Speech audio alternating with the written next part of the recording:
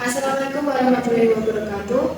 Di sini kita akan mendiskusikan tentang iman, Islam, dan ihsan, yang dimana dibawakan dari saya sendiri, Desulan dari dengan NIM belakang 11, dan Mbak Mafiratul Laila dengan NIM belakang 15, dan Mbak Mira NIM belakang 085. Di sini saya akan bertanya kepada teman saya.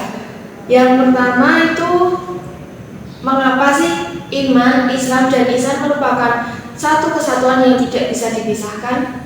Jadi diriwayatkan dalam sebuah hadis, Nabi Muhammad menjelaskan tentang Islam, iman, dan ihsan, yang dimana ada majelis yang dihadiri oleh para sahabat dan dikunjungi oleh malaikat Jibril.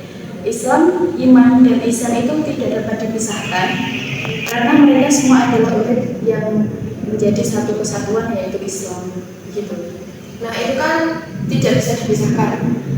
Bagaimana sih hubungan antara Islam, iman, dan ihsan dalam kehidupan kita?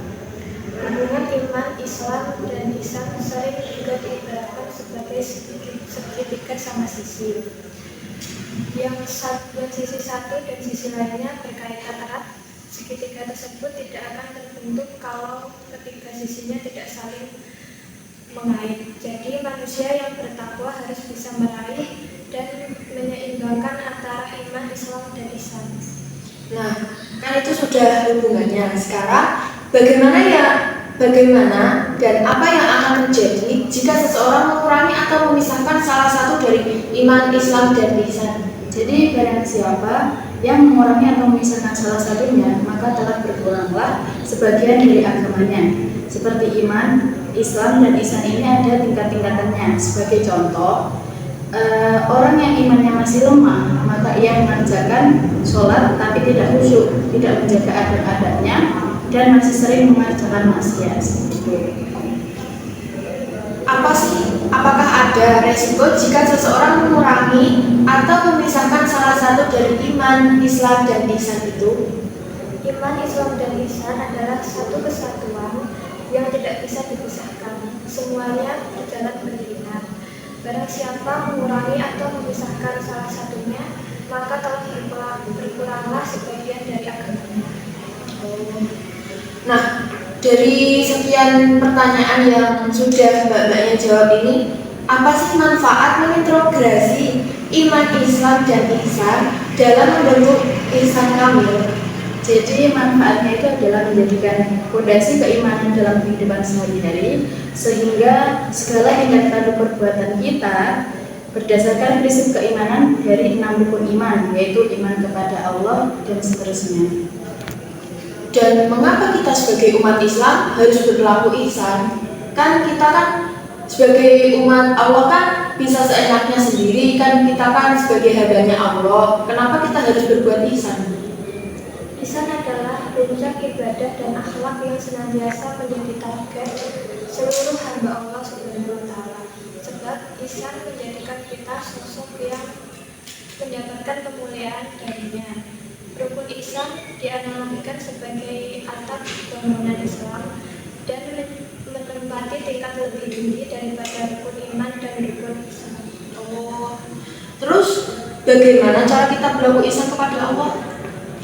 Dengan cara mematuhi segala perintahnya dan menjauhi segala larangannya, misalnya dengan mengerjakan sholat, puasa, zakat, bekerja, membantu sesama, dan bentuk ibadah lainnya. Oh, jadi begitu. Sekian. Kan tadi beliau udah bertanya sama kita. Jadi sekarang saya mau bertanya gini.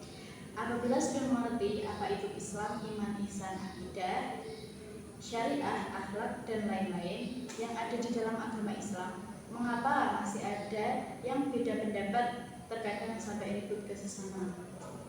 Gini Mbak, kalau menurut saya, kalau dia mengerti Islam, dia akan patuh. Kalau dia mengerti iman, dia akan tunduk. Kalau dia mengerti ihsan, dia akan menjaga lisannya. Kalau dia mengerti akidah, pendiriannya akan kuat. Kalau dia mengerti syariat, dia akan taat pada ajarannya. Kalau dia mengerti akhlak, dia akan rendah hati dan menghargai perbedaan. Pada pendapat itu, soal sudut pandang dan interpretasi dan hadis baik secara redaksi maupun substansi. Kalau ada yang sampai mengajak ribut itu soal lain. Artinya bisa jadi dia tidak memiliki salah satu atau lebih dari hal yang Anda sebutkan tadi, gitu Mbak. Nah, itu sekilas dari tanya jawab kelompok 2 yang dimana dengan materi iman, Islam, dan ihsan. Sekian dari kami. Wabillahi taufiq wal hidayah. Wassalamualaikum warahmatullahi wabarakatuh.